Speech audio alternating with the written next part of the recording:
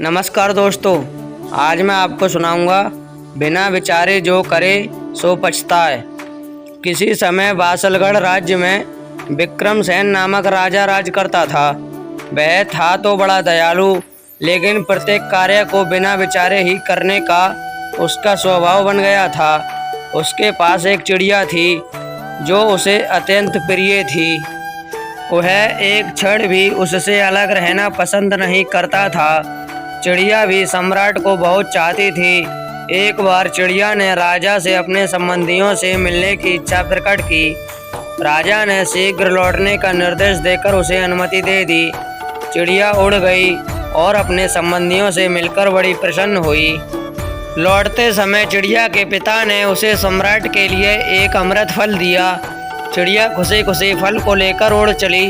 रास्ते में रात हो गई, अतः उसने विचार किया कि क्यों ना पेड़ पर रात गुजार कर सुबह को महल पहुँचे। वह पास ही एक पेड़ पर बैठ गई। पेड़ की जड़ में एक सांप रहता था। उस रात वह भूखा था। भोजन की तलाश में पेड़ के ऊपरी हिस्से में रेंगने लगा। उसने चिड़िया के पास रखे हुए अमृत फल को चख लिया, जिसके कारण वह फल विषैला हो गया। सुबह फल ले चिड़िया महल में पहुंची और राजा को भेंट कर दिया। राजा बहुत प्रसन्न हुआ। उसने फल को खाने का विचार किया ही था कि मंत्री ने राजा से कहा, महाराज, इसे खाने से पहले इसका परीक्षण करवा लीजिए।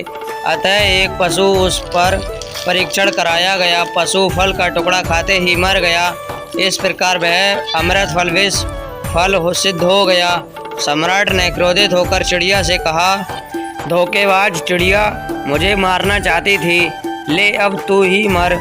और यह कहकर सम्राट ने चिड़िया को मौत के घाट उतार दिया और महल के बीचों बीच उसे तथा उस फल को भी गड़वा दिया। धीरे धीरे सम्राट इस घटना को भूल गया। कुछ समय बाद उसी स्थान पर एक पेड़ निकल आया और धीरे धीरे बड़ा हो गया। अब उस पर अमृत फल जैसे फल लगने लगे।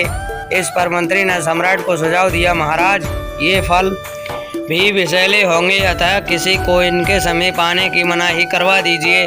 सम्राट ने आदेश जारी करवा दिया और पेड़ के चारों ओर ऊंची ऊंची दीवारें उठवा दी ताकि कोई पेड़ तक ना पहुंच सके। उसी राज्य में एक बूढ़ा और बुढ़िया रहते थे।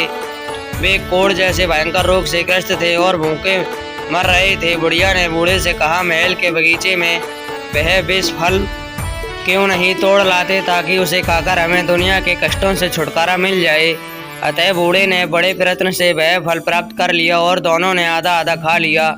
परंतु यह क्या, उसे खाते ही वे दोनों स्वस्थ और सुंदर हो गए। यह देखकर दोनों बड़े आश्चर्यचकित हुए और सारा वृंदावन सम्राट को कह सुनाया।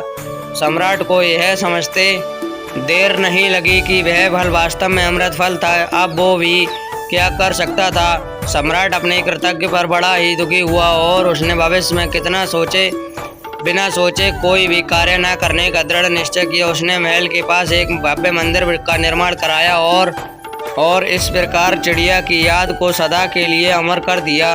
इसलिए कहा गया है, बिना विचारे जो करे सो पछताए।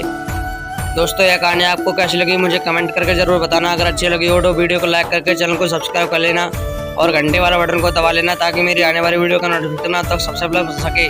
धन्यवाद।